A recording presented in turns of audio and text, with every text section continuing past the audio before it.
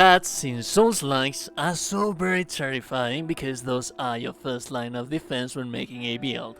A proper build is going to allow you to be able to take on the perilous hazards that you can find in these worlds. But also, taking points into these kind of games can also be scary because you do not want to mess up your build until you get to the point where you can respect.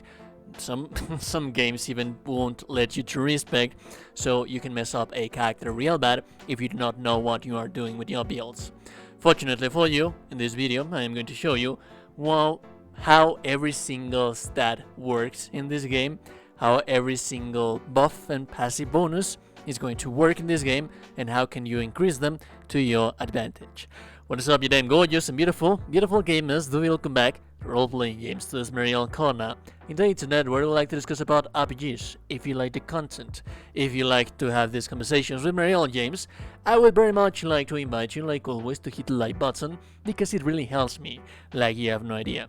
That being said, let's get over to the statistic page so we can learn how every single stat works.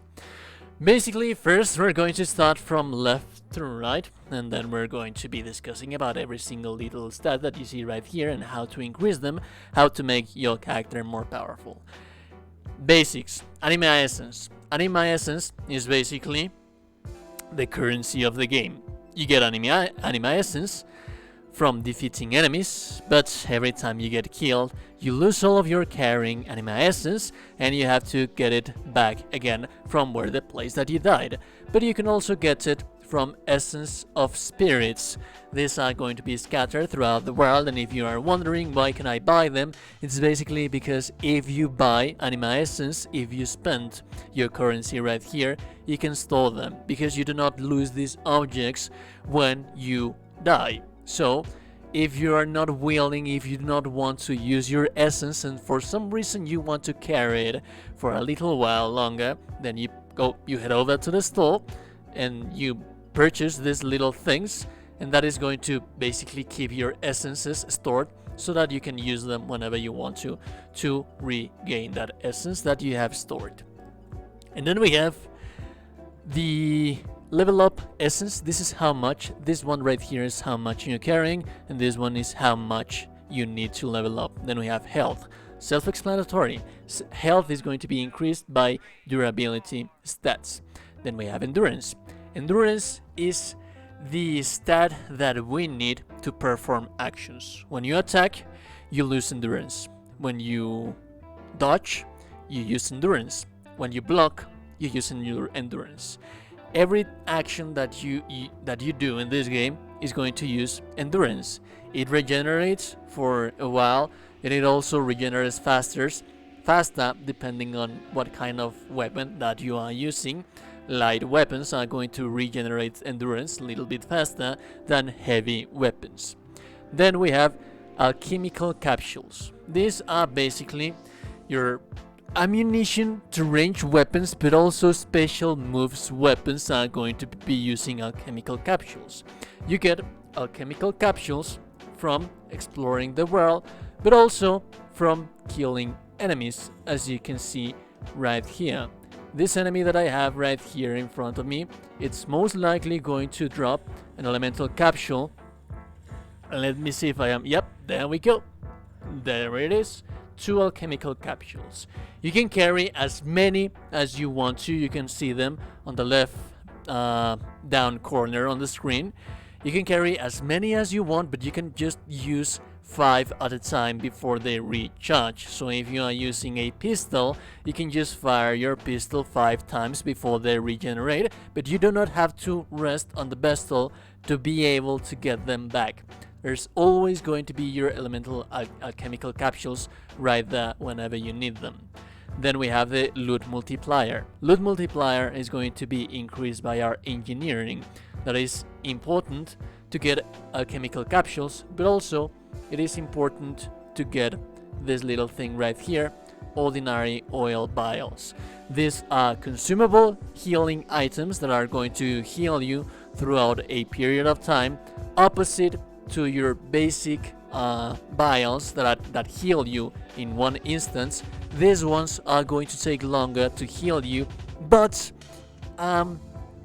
they are farmable. You can have as many as you want whenever you want to. And again, you get that extra chance to get them with loot multiplier, which is increased by engineering. Physical damage is interesting. Physical damage is not natively going to increase by agility nor power. It's going to increase by those stats plus the scaling that you have in your weapon. As you can see right here, this weapon has agility affinity. If we head over here, you will see that I am increasing my damage by placing power. I'm sorry, it's with this weapon right here. It increases my damage by placing power points because my weapon has E affinity. But the best scaling that I have with this weapon, it's C. So my most damage upgrade or increase, it's going to come from agility. The same goes for power-based weapons. If you have a weapon that increases its damage by power scaling, it's going to increase its damage basically by power scaling. This too increases the damage of their based kind of weapon. Always take a look at how the scaling works on the weapon that you have equipped, because sometimes they won't even have any kind of scaling on the other stats, but rather they're going to be focusing on one single stat, which leads us to Elemental Alchemy. Elemental Alchemy is going to increase your flame damage, your frost damage, fulmination damage, but only it's going to increase those damages on weapons that have alchemy affinity. It does not matter what kind of element that you have, so long as you have your Elemental Alchemy stat right here. This one increases my frost damage, but for example, if I were to have this weapon right here, the fire chain, as you can see, the special move of this weapon is Invocation of Fire, which imbues my weapon with alchemical affinity, which is fire. It's going to give me 60 flame damage right here, as you can see. This damage, the flame damage, not this one, the flame damage is going to be increased by alchemy affinity. The higher the scaling that I have on the weapon, the higher the damage that I am going to get from placing points into these things. Little bit complex, but with some practice you will understand it. And then you have the special move damage. The special move damage is going to be increased by these little two stats, depending on how well your weapon scales with that specific stat. It's both going to increase its physical damage and the special move damage. Every single weapon has a special move. Some weapons have infusion with elements, as you were able to see with this one. The special move for this weapon is to infuse the weapon. If you're using a controller, this is going to be activated by using the left trigger. And then we have the basic weapons that you can see right here. That's a special move. Its damage is going to be increased by the weapon damage and also by the special move damage, which you were able to see. It increases basically depending on power and agility and the weapon scaling that it has. And then we have Impact. Impact is the ability that you have to interrupt an enemy, to make an enemy stumble, but not completely render that enemy immobile. Basically, if an enemy is attacking you, the more impact that you have, the more chances that you have to make that enemy stumble and cancel their attack animations because they get stumbled. But other than that, you're not going to get anything interesting from impact other than being able to stumble the enemies. That is going to be increased by power.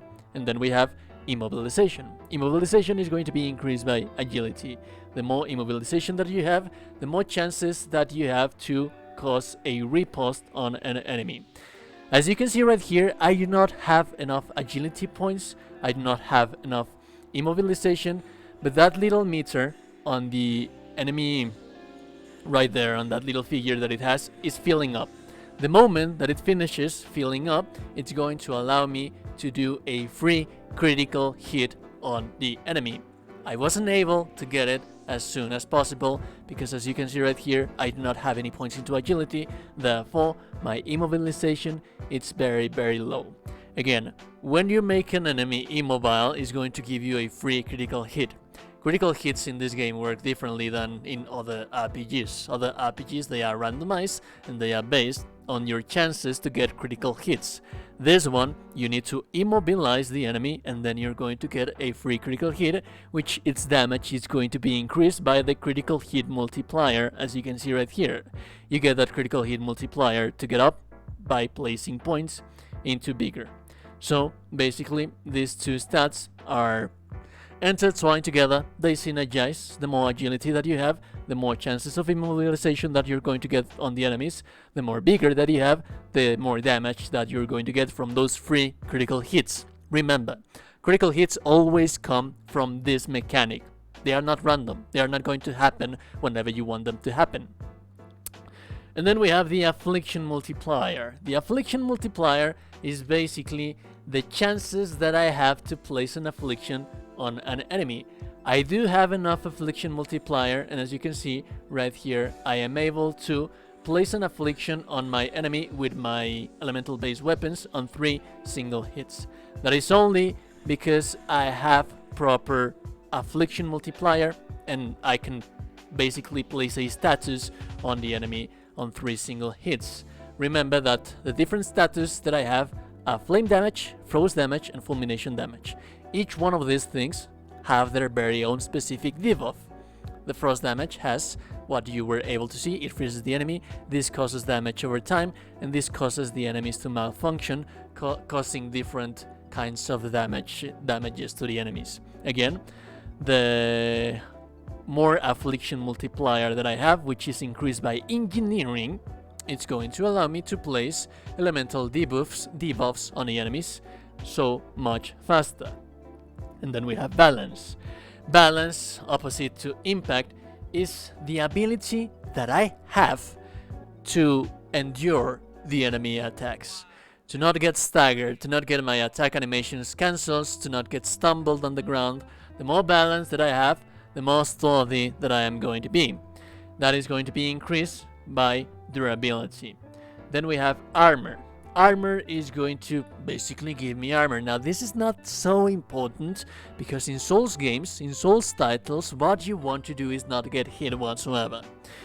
I would argue that a power and durability build that focuses on impact and causing trading hits on the enemy, it's kind of important. You do need armor to be able to withstand more damage, but the whole point and purpose of Souls-likes is not to get hit at all. So I would advise that getting armor is not really that important. And then we have resistances: flame resistance, frost resistance, and fulmination resistance. Basically, these are the very same elemental damages that you can cause on the enemies, but they can also cause them to you. Your resistance to that is going to be increased by elemental alchemy. But also, you can get some stuff like that with modules. Modules are going to give you so much stuff. This one is going to give you balance. Balance is basically, again, your ability to withstand enemy attacks. And then we have, for example, this one that increases frost resistance. There are module slots that are going to, modules on itself, that are going to give you more chances to place a debuff on the enemy. But also, you have the armor. Armor is going to give you armor, it's going to give you balance, it's going to give you resistances, and it's going to give you endurance. So you can increase those stats based on the armor that you are using. So do bear in mind the armor that you are using and make sure that it fits your playstyle. Some armors are going to give you more endurance but less armor, or more balance but less endurance, so on and so forth. So you have to be managing those stats with every single thing that you have at hand with this beautiful game. That being said, if you find the information useful, if you like this video, a like on the video is super appreciated, and remember to like the video and subscribe before you close the door. Remember also that if no one has told you today that you are a gorgeous and beautiful person, you are indeed a gorgeous and beautiful person. Have a beautiful day, and I'll be seeing you goddamn gorgeous and beautiful people in the next one. Goodbye.